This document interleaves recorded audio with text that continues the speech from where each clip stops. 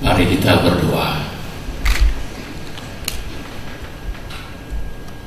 Kepadamu, ya Tuhan yang hidup, kami hendak merenungkan firman-Mu yang ajaib.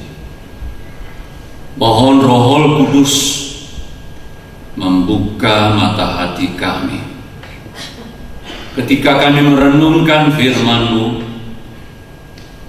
kami mendapat kekuatan, kami mendapat pengarahan, kami mendapat penghiburan dan jaminan, kami mendapat petunjuk di dalam mengikut Engkau, Allah kami yang hidup. Waktu yang sangat berharga ini hamba persembahkan kepada Engkau ya Tuhan kami. Berkati yang menyampaikannya dan yang mendengarkannya. Kami sama-sama mendapat berkat. Dalam nama Yesus hamba berdoa. Amin. Kita akan melihat beberapa bagian dari firman Tuhan. Yang pertama saya akan bacakan dari Injil Matius pasal 28 ayat 1 sampai dengan ayat 10. Saya bacakan ayat yang ganjil, silahkan Bapak Ibu terus sekalian membaca ayat kedua, kita akan baca bertanggapan sampai ayat 10. Injil Matius pasal 28. Setelah hari Sabat lewat, menjelang menyingsing fajar pada hari pertama minggu itu, pergilah Maria Magdalena dan Maria yang lain menengok kubur itu.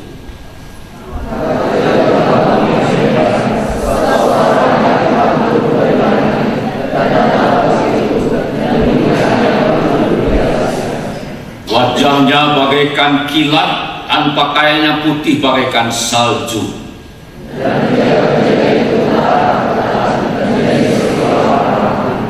Akan tetapi malaikat itu berkata kepada perempuan itu, janganlah kamu takut, sebab aku tahu kamu mencari Yesus yang disalibkan itu. Dia tidak di sini, sebab dia telah ambil, sama seperti yang katakannya. Mari menghadap dia kembali. Dan segeralah pergi dan katakanlah kepada murid-muridnya bahwa ia telah bangkit dari antara orang mati.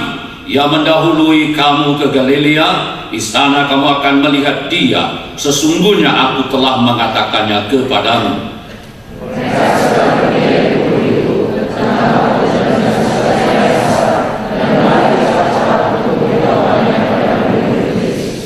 Tiba-tiba Yesus berjumpa dengan mereka dan berkata, salam bagimu. Mereka mendekatinya dan memeluk kakinya serta menyembahnya.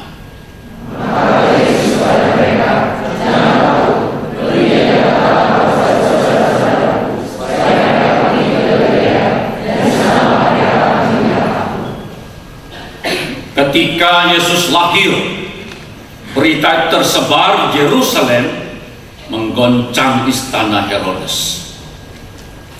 Lalu setelah goncang istana Herodes, lahirlah satu pribadi yang luar biasa ini. Dalam sepanjang pelayanan 3,5 tahun, terus-menerus menggoncang, memberikan visi yang baru, memberikan arahan yang baru, harapan yang baru bagi pengikut-pengikutnya. Orang-orang termangu-mangu, terperanjat melihat ajaran-ajaran yang dia sampaikan. Setelah 3,5 tahun, pengikut-pengikutnya merasa aman, tenteram. Tiba-tiba berita yang mengejutkan datang kepada telinga para pengikut. Karena teriakan para imam, salibkan dia, salibkan dia. Itu berita tidak baik bagi murid-muridnya. Dan hari itu datang. Pada hari itu datang satu pribadi ini memikul salibnya, lalu kemudian dia didera, dia dicambuk, dia dihina, dicaci, dimaki, kemudian dipaku di atas kayu salib. pengikut-pengikutnya merasa kehilangan. Pengikut-pengikutnya merasa tidak aman. Dahulu masalah mereka bisa bawa kepada Yesus. Dahulu pergumulan mereka bisa ceritakan. Mereka bisa menceritakan isi hati kepada Yesus. Guru yang sangat memperhatikan, yang sangat peduli terhadap mereka, sekarang mati disalib. Kematian Kristus Yesus datang ke salib menggemparkan pengikut-pengikutnya. Seolah-olah langit sudah runtuh bagi orang-orang yang percaya. Kemana lagi kita mencari harapan? Kemana lagi kita bisa minta pertolongan? Kemana lagi kita bisa mencurahkan isi hati kita dan pergumulan kita? Yang selama ini selalu ada penyelesaian, selalu ada solusi. Sekarang sumber dari solusi ini sekarang meninggal dunia dan mati, menggoncangkan iman orang yang percaya. Di mana ada orang hidup, tentu di situ ada orang mati. Negara-negara yang berkembang, negara-negara yang maju, di sana banyak orang mati. Orang yang mati itu tidak melihat latar belakang pendidikan Anda, tidak melihat latar belakang suku Anda. Dia bisa datang kepada siapa saja, di mana saja dan kapan saja. Dari bayi sampai orang dewasa, dari rakyat jelata sampai ke raja-raja, ekonom, filsuf, cendekiawan, politikus, tidak terlepas dari kematian. Kita berkunjung ke Amerika, di sana ada orang mati. Kita berkunjung ke Jepang, di sana ada orang mati. Di kota ada orang mati, di desa ada orang mati. Karyawan bisa mati, pengusaha bisa mati. Lalu kita melihat di kuburan apa yang tertulis. Di kuburan itu tertulis, biasanya di sini dikuburkan dan tempat beristirahat yang terakhir. Di si A, si B meninggal dunia. Kalau kemudian biasa ditulis rest in peace. Tetapi ada satu kuburan dalam sepanjang sejarah manusia, hanya satu-satunya. Di kubur itu tidak ditulis rest in peace, tidak ditulis tempat peristirahatan yang terakhir. Apa yang tertera di sana? Dia tidak di sini, dia sudah bangkit. Itu adalah Yesus Kristus Tuhan. He is not here, He has risen from the death. Bangkit dari kematian. Berita yang sangat luar biasa bagi manusia. Berita ini suatu terang yang besar di seluruh umat manusia. Kita bisa bayangkan, jikalau Kristus Yesus tidak mengalahkan kuasa maut, Dia tetap tidak bangkit, maka harapan kita, harapan umat manusia akan berhenti di lubang kubur yang sempit 1,5 meter kali 2,5 meter. Selesai, berhenti di sana. Jikalau Kristus Yesus tidak bangkit dari kematian, apa hebatnya manusia? Kita tidak akan lebih unggul daripada burung yang terbang di udara. Kita tidak akan lebih unggul daripada ikan yang berenang di laut. Kita juga tidak lebih unggul daripada simpanse. Karena hanya punya hidup sekarang, tidak punya harapan. Tidak bedanya seperti sebatang lilin, kemudian dinyalakan. Setelah selesai, habis lilinnya, finish, selesai hidup manusia. Tapi kita bersyukur. Bersyukur karena malaikat mengatakan dia tidak ada di sini, dia sudah bangkit seperti yang ia katakan. Kuasa maut sudah dikalahkan. Itu sebabnya kebangkitan Kristus Yesus menyebabkan kita, manusia yang percaya kepadanya, bisa menaikkan ucapan syukur, bisa bersyukur kepada Tuhan yang hidup itu. Karena dengan kebangkitannya, dengan kehidupannya, kita manusia yang punya harapan. Dengan kebangkitannya, ibadah yang kita lakukan pada malam hari ini tidak sia-sia. Puji-pujian yang dinaikkan oleh vokal grup tidak sia-sia. Berita yang kita sampaikan tidak sia-sia. Persembahan yang kita berikan tidak sia-sia. Doa yang kita naikkan tidak sia-sia. Jikalau Kristus tidak bangkit, maka pelayanan perkantas selama 42 tahun ini akan sia-sia. Tetapi karena Kristus yang bangkit, yang dilayani oleh perkantas, maka selama 42 tahun ini tidak sia-sia. Karena kita melayani Allah yang hidup. Jikalau Kristus tidak bangkit dari kematian, kelahiran dan kematiannya sia-sia.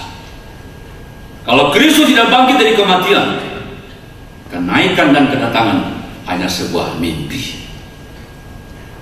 Tapi kita bersyukur. Kelahiran, kematian, kebangkitan menjamin akan kenaikan dan kedatangan yang kedua kali. Ini yang memberikan harapan kepada kita. Karena kebangkitan Kristus melahir barukan kita dan memberikan kita kehidupan yang penuh pengharapan.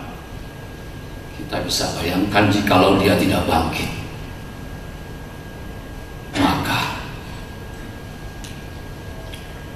doa yang kita naikkan akan sia-sia. Tapi karena dia bangkit, dia punya telinga bisa mendengar doamu. Karena dia bangkit dari kematian, maka matanya bisa melihat akan pergumulanmu. Karena dia bangkit dari kematian, tangannya bisa bergerak, diulurkan untuk menopang kita. Kristus yang bangkit patut kita syukuri.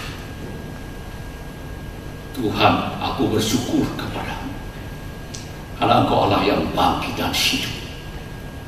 Sebab itu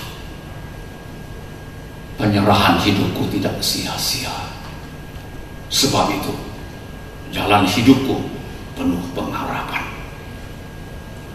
Bukan hanya demikian, kita melihat dampak daripada kebangkitan Kristus ini. Kita mau datang berkunjung kepada satu pribadi yang mengalami dan bersama-sama dengan Tuhan.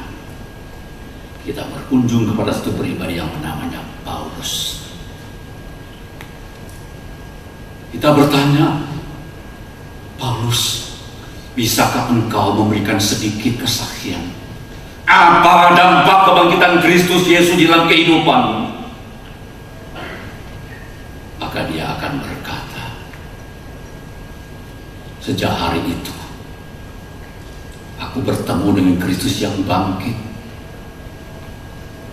Dia menyatakan diri kepadaku. Dan aku berkata, ya Tuhan, siapakah engkau? Mulai hari itu aku bertekad untuk mengenal dan mengenal lebih dalam tentang Kristus yang bangkit itu. Bahkan mulai hari itu aku bertanya, apa yang harus aku perbuat? Sebab selama aku belum mengenal Kristus yang bangkit, apa yang aku anggap baik ternyata tidak baik di mata Tuhan. Apa yang aku anggap benar ternyata tidak benar di mata Tuhan. Aku tidak mau salah yang 2 kali lagi. Cukup 1 kali aku salah melangkah. Tuhan, apa yang harus aku perbuat dalam sepanjang umur hidupku? Aku tidak mau salah langkah lagi. Lalu dalam perjalanan Rasul Paulus tidak mudah. Dia katakan, dalam perjalanan ini bukan berjalan di atas kristal penuh liku-liku seperti roda pedati, kadang-kadang ke atas, kadang-kadang ke bawah. Bagaimana engkau bisa bertahan? Bagaimana engkau bisa teguh berdiri tegak di tengah-tengah pergumulanmu? Tidak heran kalau dia berkata dalam 2 Timotius pasal 4, aku telah menyelesaikan pertandingan yang baik. Aku telah mengakhiri, menyampai garis akhir. Aku telah mempertahankan imanku. Apa yang memberikan kekuatan kepada Rasul Paulus sehingga dia bisa tegak berdiri? Dia sama dengan saudara dan saya, bisa menangis, bisa sedih, tidak makan bisa lapar, tidak tidur bisa ngantuk, dipukul bisa sakit, dan bisa berdarah. Pada waktu dia mengatakan, aku telah mengakhiri pertandingan ini dengan baik, aku telah menyapai garis akhir, itulah perjalanan selama 32 tahun pelayanannya. Bagaimana engkau sampai bisa tahan?